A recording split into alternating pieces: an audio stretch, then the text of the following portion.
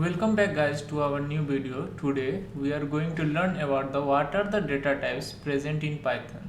तो चलिए स्टार्ट करते हैं। फर्स्ट जो डेटा टाइप हमारे पाइथन में है उसका नाम क्या है, न्यूमेरिक डेटा टाइप, जिसके अंदर क्या है इंट, फ्लोट, कॉम्प्लेक्स नंबर्स हो गया।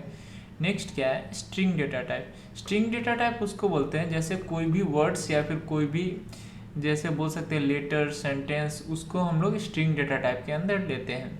नेक्स्ट क्या है, सीक्वेंस डेटा टाइप। ये क्या है, सीक्वेंस डेटा टाइप में आते हैं दो, लिस्ट एंड टपल आते हैं, ठीक है, जो कि बहुत सारे मल्टीपल डेटा टाइप्स को अपने अंदर कंटेन करते हैं। नेक्स्ट क्या है, मैपिंग डेटा टाइप, जिसके अंदर क्या है, डिक्शनरी है, सेट है।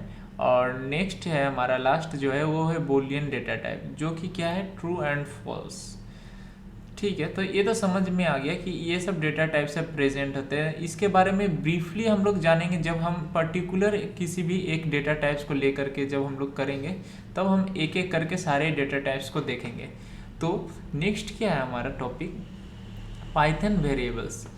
तो वेरिएबल्स क्या होता है, ठीक है, वेरिएबल्स एक तरह से बोल सकते हैं, variables are the container for storing data values. जैसे हम लोग किसी भी चीज़ को स्टोर करने के लिए क्या है, एक कंटेनर या फिर एक बकेट का यूज़ करते हैं, ठीक है। जैसे अगर हमें वाटर होल्ड करना है तो एक बकेट में हम लोग होल्ड करते हैं। उसी तरह पाइथन में किसी भी वेरिएबल को, या फिर हम बोल सकते हैं पाइथन नहीं, कोई भी प्रोग्रामिंग लैंग्वेज में बोले, अगर किसी भी वेरिएबल मतलब किसी भी अगर वैल्यू को अगर हमें स्टोर करके रखना है तो उसको कहीं तो स्टोर करके रखना पड़ेगा। उसके लिए हम लोग क्या यूज़ करते हैं, वेरिएबल, ठीक है। तो ये तो समझ में आ गया कि वेरिएबल क्या होता है। जैसे यहाँ पे क्या है, यहाँ पे हमारा है x equals to 10 and y equals to Rajesh. यहाँ पे हमारा है x इक्वल्स टू 10 और y इक्वल्स टू राजेश है। तो ये जो x इक्वल्स टू 10 है ये हमारा क्या है, इंटीजर हो गया। ये 10 क्या है, एक क्या है, इंटीजर है। तो ये हो गया हमारा न्यूमेरिक डेटा टाइप, ठीक है। नेक्स्ट क्या है, y इक्वल्स टू राजेश, ठीक है। तो ये जो y इक्वल्स टू राजेश है ये क्या हो गया, हमारा स्ट्रिंग डेटा टाइप हो गया। तो ये x और y क्या है, ये जो x है और यहाँ पे जो हमारा y है, x और y क्या है, ये सब वेरिएबल्स है, जो कि क्या एक इंटीजर टाइप का डेटा टाइप कंटेन करता है और एक स्ट्रिंग टाइप का डेटा टाइप कंटेन करते हैं।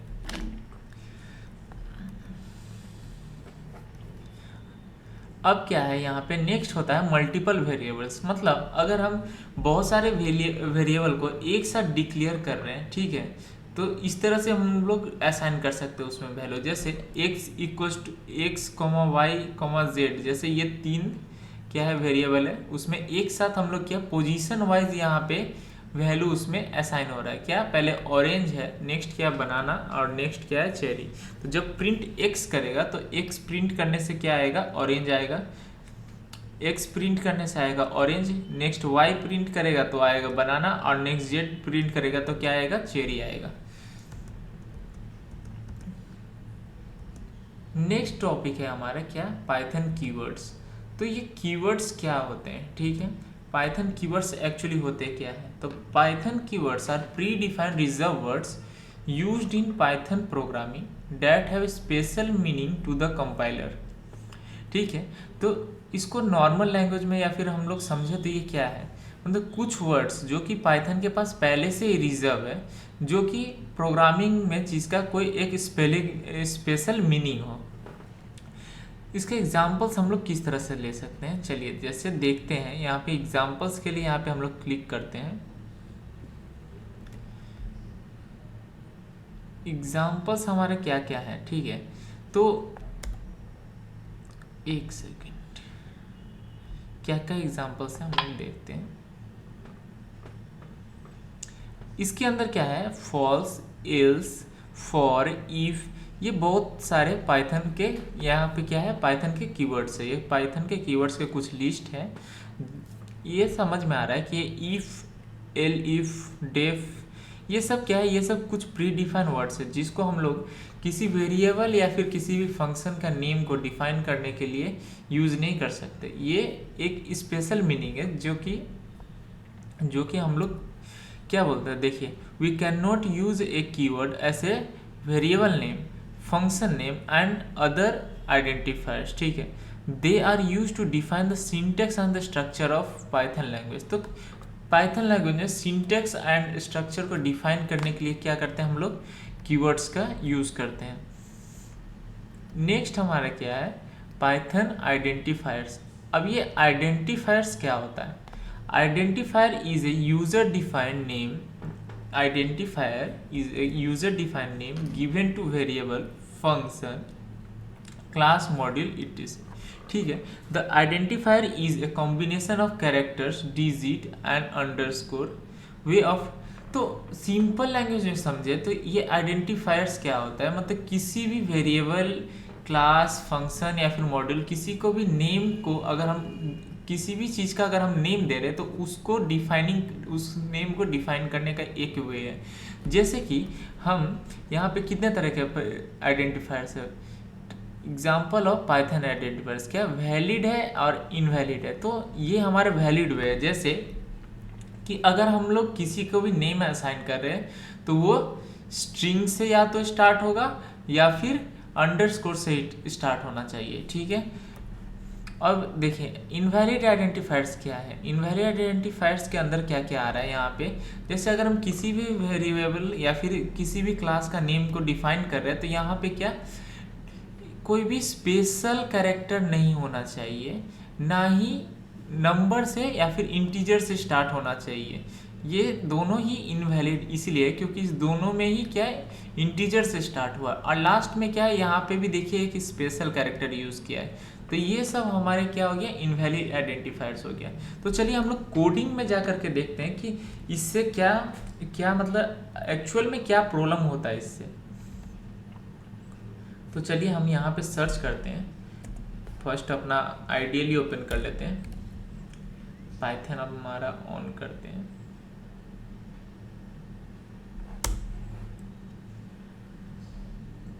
ठीक है चलिए, तो जैसे हम लोग क्या वेरिएबल, डेटा टाइप सारा ही अभी एक एक करके हम लोग यहाँ पे अपने आइडियली में देख लेते हैं। जैसे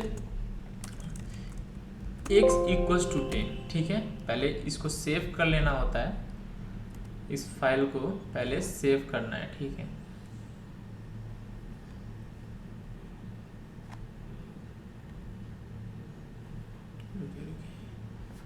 कुछ तो प्रॉब्लम हो रहा है,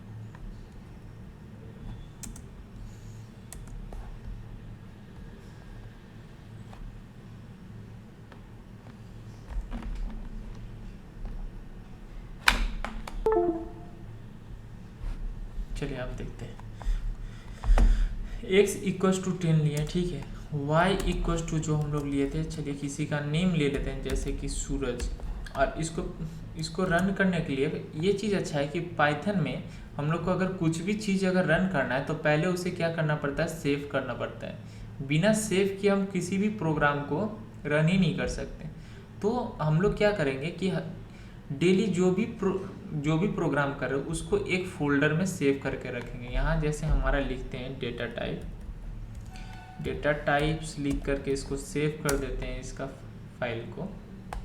अब यहाँ पे लिखते हैं प्रिंट x और नेक्स्ट लिखते हैं प्रिंट y। चलिए अब इसको रन करते हैं, देखिए क्या आता है। तो x का वैल्यू क्या आ गया 10 और y का वैल्यू क्या आ गया सूरज। तो ये तो हम देख रहे हैं कि x जो है वो क्या है, वेरिएबल है जो कि स्टोर करके रख रहा है। क्या स्टोर करके रखा है, 10 स्टोर करके रख रहा है, जिसका टाइप क्या है, जिसका डेटा टाइप क्या है, इंटीजर है। अभी देखिए अगर हम यहाँ पे डेटा टाइप देखना चाहेंगे तो प्रिंट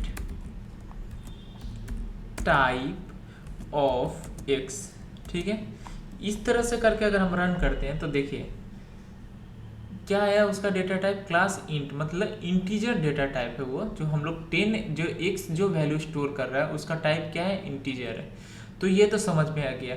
अब देखते हैं कि इसे अगर हम मतलब कोई भी वेरिएबल का जैसे नेम असाइन किए हैं, अगर इसको हम लोग जैसे इंटीजर के साथ स्टार्ट करते हैं, ठीक है, इसको स्पेशल कैरेक्टर के साथ स्टार्ट करते हैं। अब इसको सेव करके हम लोग रन करते हैं तो देखिए पहले क्या यहाँ पे एरर है, क्या है, इनवैलिड डेसिमल लिटरल। तो ये समझ में आ रहा है कि ऐसे करके हम लोग असाइन नहीं कर सकते। तो आइडेंटिफायर्स तो समझ में आ गया क्या है, एक सिंपल वे में बोले तो सेट ऑफ रूल्स है।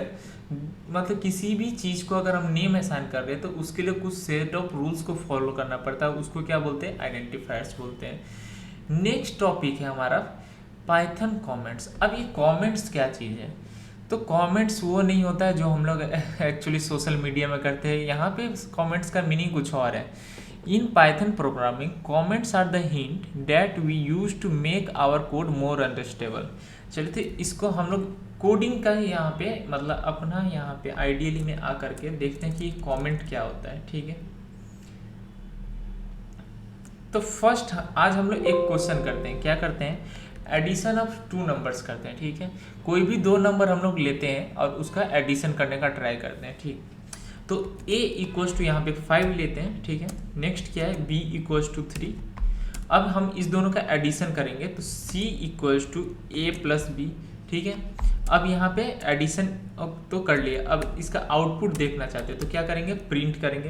प्रिंट क्या करेंगे, c, क्योंकि c के पास a और b दोनों का सम प्रेजेंट है तो c को प्रेजेंट कर रहे हैं। तो अब इसको रन किए तो 5 + 3 हमारा आउटपुट तो सही आ गया। ठीक है, अब क्या है कि ये कमेंट क्या चीज़ है, देखिए ये जो हम लोग क्वेश्चन किए हैं इसको क्या बोलते हैं, ये एक तरह का एडिशन किया। तो क्यों ना, एक्चुअली क्या होता है कि जब कोई भी एक प्रोग्रामर कोडिंग करता है तो क्या होता है, मल्टीपल्स लाइन का कोडिंग रहता है। तो सोचिए कि कोई ऐसा प्रोजेक्ट कर रहा होगा प्रोग्रामर जिसमें थाउजेंड्स ऑफ लाइन है। ठीक है, तो वो जैसे एक प्रोजेक्ट हम लोग ले लेते हैं कि फेसबुक का ही लेके एग्जांपल लेकर के देखते हैं। तो पहले क्या, एक लॉगिन पेज होगा, फिर एक उसका साइन अप पेज होगा, ये सब पेज है। ठीक है, तो वो जो कोड किया है, फर्स्ट लॉगिन पेज का कोड कहीं पे किया होगा, नेक्स्ट साइन अप का कहीं पे कोडिंग किया होगा।